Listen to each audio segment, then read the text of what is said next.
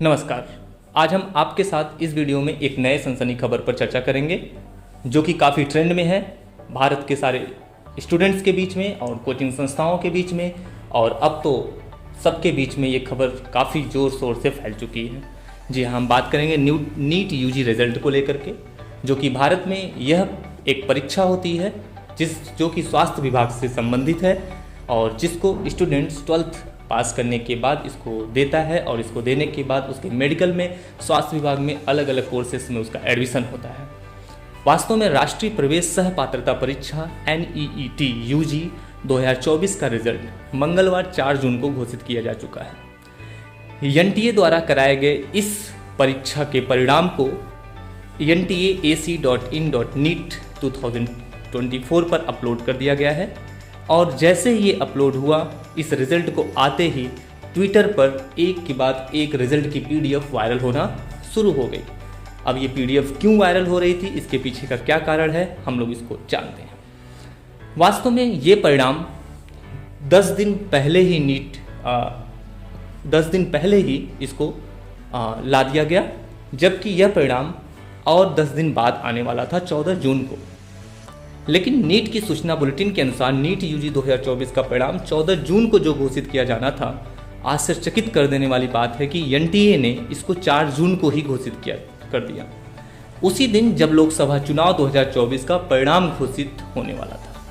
कुछ विशेषज्ञ कहते हैं कि NTA ने जानबूझकर ऐसा किया कि जिस दिन लोकसभा चुनाव का परिणाम घोषित होना है, उसी दिन NTA ने नीट के रिजल्ट को भी घोषित कर दिया।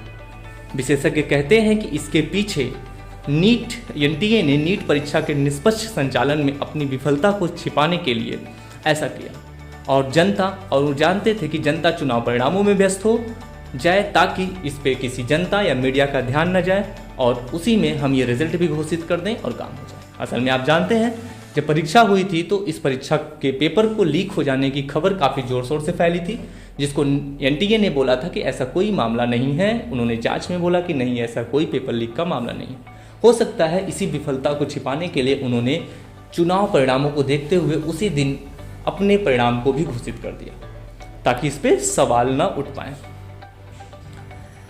लोकसभा चुनाव के कारण अधिकांश मीडिया हाउसों ने नीट घोटाला 2024 की परवाह की ही नहीं। परिणाम आने के बाद PDF का जो हिस्सा ट्विटर पर शेयर किया जा रहा है, वह नीट 2024 के टॉपर लिस्ट का है, उन बच्चों का है जिन्होंने टॉप किया हुआ है।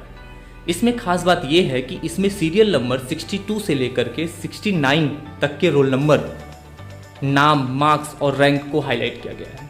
रोल नंबर फिर से मैं बता देना चाहता हूँ, रोल नंबर 62 से लेकर के 69 तक को हाईलाइट किया गया है। इसमें उन बच्चों के नाम, रोल नंबर और उनके मार्क्स और साथ ही साथ उनकी रैंक को लेके हाईलाइट करके इसको सोशल मीडिया पे वायरल किया जा रहा है। दरअसल यहाँ जो नीट का रोल नंबर है, जो उसकी सीरीज है, वो बिल्कुल एक जैसी सीरीज है। यानी सब उस सीरीज को देख करके ऐसा कह रहे हैं कि वह सीरीज एक ही सेंटर की है, क्योंकि सारी सीरीज एक ही है, सिर्फ लास्ट के डिजिट ही बदले हुए हैं, इसलिए वह एक ही सेंटर से है। इनमें से किसी भी स्टूडेंट के नाम में कोई सरनेम नहीं है, सिर्फ स्टूडेंट्स का नाम है। साथ ही खास बात यह है कि 8 में से 6 स्टूडेंट को आउट ऑफ 720 मिल गए हैं, और अन्य 2 जो बच्चे हैं उनको 719 और 718 मार्क्स मिले हुए हैं।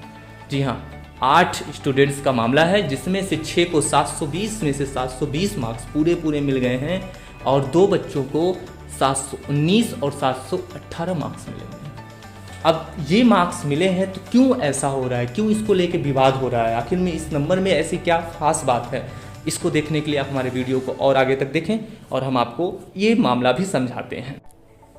तो नीट परीक्षा का अंक का जो मानदंड है, उसके अनुसार मतलब अंक देने की जो रीति है, जो मतलब उसके आधार हैं, उसमें यह है कि सही उत्तर अगर कोई देता है तो उसको 4 अंक दिए जाएंगे एक सही उत्तर देने के लिए, और अगर वह एक गलत उत्तर देता है तो उसके लिए उसका 1 अंक काट दिया जाएगा, और किसी भी बिना प्रयास किए गए प्रश्न के लिए 0 अंक। अगर कोई व्यक्ति कोई स्टूडेंट कोई प्रश्न छोड़ देता है तो उसके कोई अंक न काटे जाएंगे न तो दिए जाएंगे।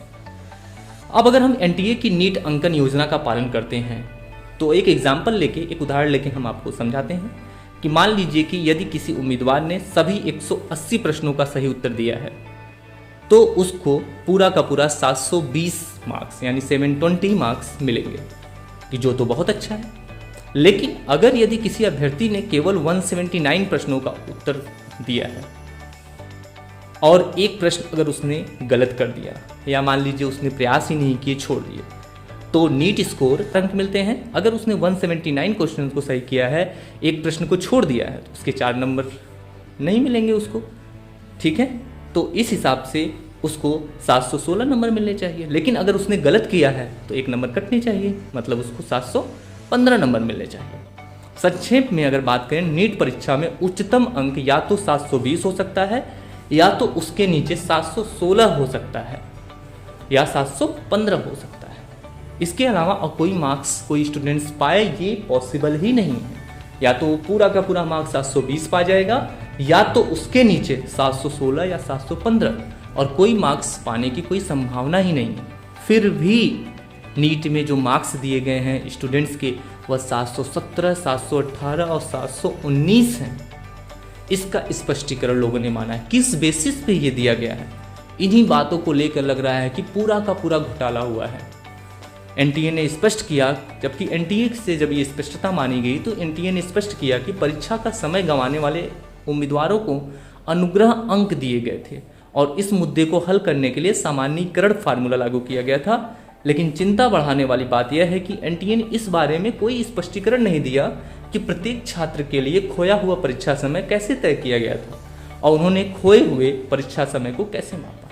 लेकिन चिंता बढ़ाने वाली बात यह है कि एनटीए ने इस बारे में कोई स्पष्टीकरण नहीं दिया कि प्रत्येक छात्र के लिए खोया हुआ परीक्षा समय कैसे तय किया गया था और उन्होंने खोए हुए परीक्षा समय को कैसे मापा। कि भाई ये तो मार्क्स दिए नहीं जा सकते, तो फिर किस तरीके से उनको मार्क्स दिया गया? तो एनटीए ने कहा कि जो कुछ स्टूडेंट्स का मामला था कि उनको समय कम मिला या समय नहीं पहुंचे, तो ऐसे स्टूडेंट को उनके समय के हिसाब से उनको मार्क्स दिए गए हैं। उनको उस हिसाब से उनको सामान्यीकरण का फार्मूला लगा करके उनको मार्क्स बढ़ा के दे दिए गए गेस मार्क के रूप में। लेकिन एनटीए ने इसका कोई स्पष्टीकरण नहीं किया कि आपने कैसे निर्धारित किया कि किस स्टूडेंट का कितना समय गया है और किस स्टूडेंट्स का कितना समय नहीं गया है। किसी को भी कितना मार्क्स आपने किस बेसिस पे दिया, आप इसको स्पष्ट करिए और बताइए। नीट 2024 परिणाम में ग्रेस अंक एक और प्रमुख मुद्दा बनकर के सामने आ गया है, जिसने सभी का ध्यान बहुत तेजी से आकर्षित किया है। वह है कुछ उम्मीदवारों के अनियमित अंक, जो आपने देखा, जो 717 से 19 के बीच में स्कोर किया गया है, और जो कि हमने बताया कि ये बहुत ही असामान्य बात है, ऐसा होना पॉसिबल नहीं है। इन्हीं सब चीज़ों को लेकर के काफ़ी चर्चाएं हैं और जो लोगों के बीच में एक विवाद का विषय बना हुआ है। लोग स्टूडेंट्स फिर से परीक्षा कराने की मांग कर रहे हैं और सारे कोचिंग संस्थान इस बात को कह रहे हैं कि ये चीज़ें पॉसिबल नहीं है, या तो फिर एनटीए इस बात का एक्सप्लेनेशन करे कि उसने किस बेसिस पे मार्क्स किया गया। साथ ही साथ कई ऐसे स्टूडेंट्स हैं, लगभग 67 स्टूडेंट्स ऐसे हैं जिनको 99.99 परसेंटाइल के साथ ऑल इंडिया 1 रैंक मिली हुई है। अब उनको, और ये जैसा कि जो बात था, मामला में ये है कि जो सीरियल नंबर है, रोल नंबर उनका मैच कर रहा है। जो 720 मार्क्स पाने वाले स्टूडेंट्स हैं और ये 718, 19 वाले भी हैं, इनका सीरियल नंबर सेम है। इसलिए भी सवाल उठ रहा है कि एक ही सेंटर पे ये सारी चीज़ें हुई, इसका मतलब पेपर लीक हुआ था। ऐसा कैसे हो गया? एक ही सेंटर के सारे बच्चों ने टॉप कर लिया और किसी सेंटर पे कोई टॉपर था ही नहीं, कोई स्टूडेंट था ही नहीं। तो ये भी कुछ चीज़ें हैं जो लोगों को शक के दायरे में लेकर के आ रही हैं। मैं आपको और जानकारी के लिए बता दूं कि इस साल कुल मिला करके जो स्टूडेंट्स ने परीक्षा दी थी 24,06,079 स्टूडेंट ने नीट यूजी की परीक्षा रजिस्ट्रेशन किया हुआ था, और उनमें से 2 लाख, उनमें से 23 लाख और मैं आपको 1 मिनट, तो टोटल 24,06,079 स्टूडेंट्स ने रजिस्ट्रेशन किया था। 23 लाख यानी 23,33,297 ने एग्ज़ाम दिया, जिसमें से 13,16,268 स्टूडेंट सफल हुए थे। और जिसमें से उसके बावजूद नीट की कट ऑफ इस बार बहुत हाई गई है, उसके बावजूद भी 67 स्टूडेंट्स को ऑल इंडिया 1 रैंक मिली हुई है।